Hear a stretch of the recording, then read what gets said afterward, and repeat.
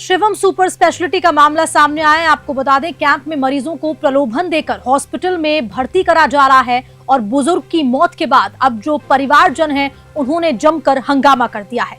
ये बड़ी खबर आपको बता रहे हैं इस वक्त की, जहां मौत होने के बावजूद भी वेंटिलेटर पर इलाज करता रहा हॉस्पिटल और परिजनों ने गंभीर आरोप लगाए हैं लापरवाही के। हंगामे के बाद कई डॉक्टर्स जमकर वहां पर तोड़फोड़ मचाई गई और सूत्रों की अगर माने तो कई डॉक्टर्स बिना रजिस्ट्रेशन प्रैक्टिस कर रहे वहां पर नजर आए। आपको बता दें कि हॉस्पिटल के कई डॉक्टर्स मेडिकल काउंसिल से नहीं ले रहे रजिस्ट्रेशन और सूत्रों के हवाले से यह भी बड़ी खबर सामने आ रही है कि एसएमएस के डॉक्टर बताए जा रहे हैं मरीजों को भर्ती खेल में शामिल। तो ये बड़ी जानकारी आपको दे रहे हैं जहां पर ये बड़ी लापरवाही सामने आई। और हमारे साथ न्यूज़ 21 के editor in chief Sumit Kumawat ji जुड़ चुके हैं। सुमित जी, क्या कुछ पूरा मामला है और अब किस तरह की कार्रवाई, किस तरह का एक्शन होने वाला है इन लोगों पे? देखिए सीता, मैं बताना चाहूंगा कि प्रताप नगर स्थित ये शिवम सुपर स्पेशलिटी हॉस्पिटल है। ये इसका विवादों से नाता बना हुआ है, चाहे कोविड का समय ले लीजिए या अभी का ले लीजिए। यहाँ पे मरीजों को एक प्रलोभन या लालच के थ्रू, कैंप के थ्रू, ऐसे कुछ लोग हैं, कुछ गैंग्स हैं जो शामिल हैं इस हॉस्पिटल के अंदर, जो कैंप लगाती है चोरी छुपे। ना तो सरकार जिसको सीएमएच को कोई भनक होती है ना कोई जानकारी होती है। अभी जो बुजुर्ग वाला मामला है, ये लक्ष्मणगढ़ के बुजुर्ग को, एक बुजुर्ग का नहीं है, 7 लोगों को एक साथ ये कैंप में से लेकर के आए थे इलाज के नाम पर। और इलाज भी कैसा कि चिरंजीवी योजना के अंदर हम आपका इलाज मुफ्त में कर देंगे। अब मुफ्त के इलाज के नाम पे, जबकि मुफ्त का इलाज लक्ष्मणगढ़ में भी हो रहा था, उसके बीच में जयपुर तक काफी दूरी है, काफी हॉस्पिटल ऐसे हैं, बड़े भी हैं, अच्छे भी हैं, जहाँ ये इलाज दिया जा सकता था। लेकिन बड़ा सवाल यहाँ ऐसा खड़ा ये होता है कि आखिरकार वो मरीज लक्ष्मणगढ़ से जयपुर प्रतापनगर कैसे पहुंच गया?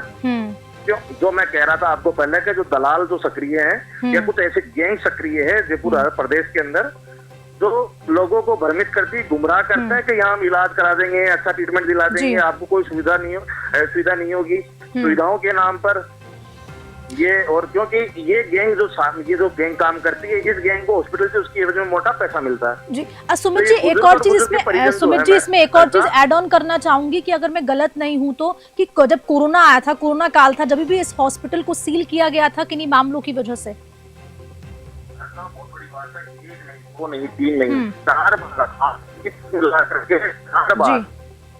आज तो अभी तक तो खैर अभी प्रशासन ने इसको सील नहीं किया, पर पूर्व में 4 ऐसी बड़ी घटनाओं के चलते इस हॉस्पिटल को सीज किया जा चुका है। चाहे वो कोविड का समय हो, कोविड के समय भी मरीजों के साथ इस तरीके से वसूली करना या इलाज में लापरवाही करना, इन चीजों को लेकर के हंगामे होते रहे हैं। क्योंकि सबसे बड़ा कारण यहाँ यह है कि ना यहाँ तो नर्सिंग स्टाफ प्रॉपर ट्रेनिंग वाला है, ना ही डॉक्टर जो हैं, जो हमारे सूत्र अभी तक हमें बता रहे हैं। तो कुछ डॉक्टर्स के नाम हमारे पास में आए हैं।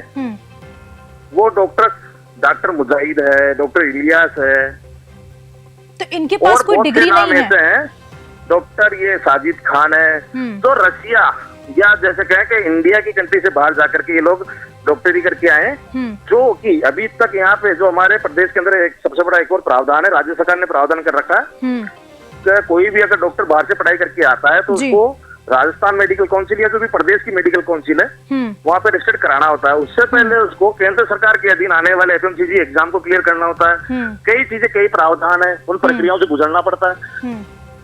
सर, ये सबसे बड़ा सवाल तो फिर स्वास्थ्य विभाग पे भी खड़ा होता है। खान है, मुजाहिद है, इलियास है, इनकी डिग्रियों पे भी सवाल खड़ा हो रहा है। और जो हमारे सूत्र बता रहे हैं अभी तक, तो इनका आरएमसी राजस्थान मेडिकल काउंसिल से रजिस्ट्रेशन नहीं हुआ है। सर, ऐसे डॉक्टर्स पे और ऐसे हॉस्पिटल्स पे जरूर एक्शन लिया जाना चाहिए, क्योंकि जो मरीज हैं वो विश्वास के साथ जाते हैं, डॉक्टर को भगवान कहा जाता है, और इस तरह की जब बातें सामने आती, इस तरह के मामले सामने आते हैं, तो फिर ये अपने आप में बहुत बड़ी बात है।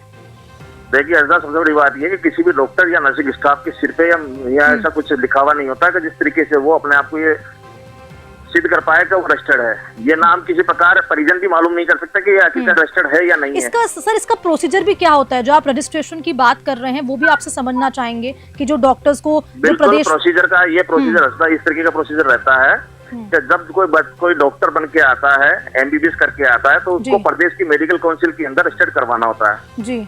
वो अलग अलग कैटेगरी में भी होता है, एमबीबीएस में भी होता है, एमडी में भी होता है, सर्जरी में भी होता है। कुछ जो जिसकी एड ऑन जो सर्विसेज यानी कि जो फैसिलिटी एजुकेशन होती है, जैसे जैसे वो बता जाता है वैसे वैसे वो डिग्रियां उसमें ऐड होती जाती है।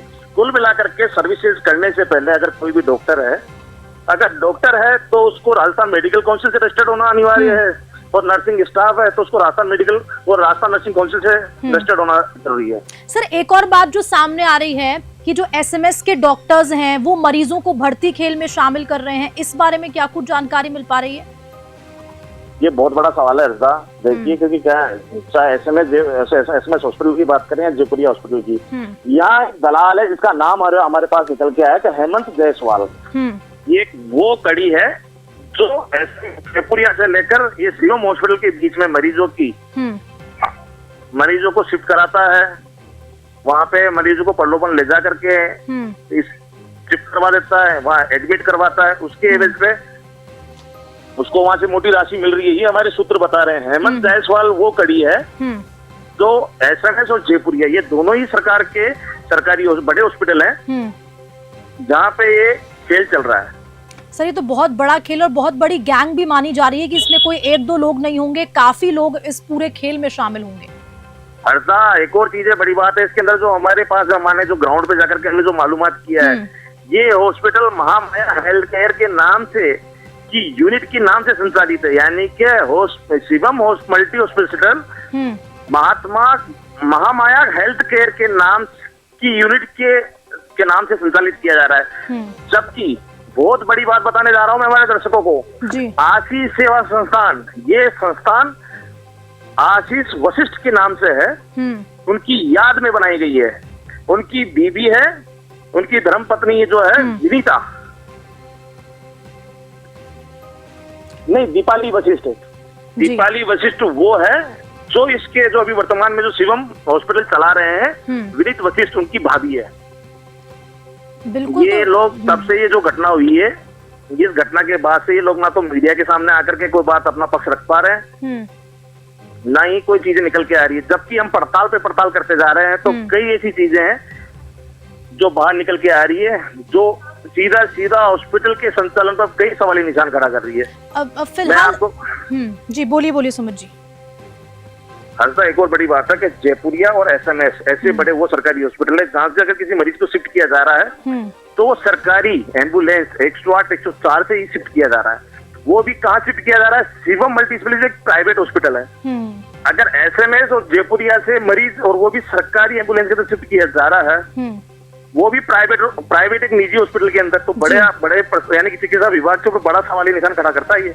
बिल्कुल, क्योंकि देखिए सवाई मानसिंह अस्पताल बहुत बड़ा हॉस्पिटल है, नामी हॉस्पिटल है, लोगों को वहां पर इलाज के लिए लाया जाता है, और जब वहां के डॉक्टर्स अगर इस पूरे खेल में शामिल हैं तो ये अपने आप में बहुत बड़ा सवाल है और सरकार पर भी ये बहुत बड़ा सवाल है। सुमित जी, हर्षदा इस तरीके से तो कोई रेफर करेगा नहीं बिना लालच के। तो यहाँ कहीं ना कहीं डॉक्टर ऐसे हैं जो हमने नाम लिया, हेमंत जायसवाल, आखिरकार ये वो कड़ी है, वो डॉक्टर्स को जानता है, उन चेहरों को बेनकाब करेगा जो इतने बड़े प्रदेश के जो कहने में बड़े हॉस्पिटल है, जहाँ एक आम आदमी इलाज के लिए जाता है तो ये होता है जहाँ यहाँ से मुझे इलाज के नाम पर रियायत तो मिलेगी और उस बीमारी की मर्ज से भी मुझे मुक्ति मिल जाएगी, लेकिन वहाँ मर्ज से मुक्ति ना मिलकर के इनका मर्ज बढ़ाया जा रहा है जी।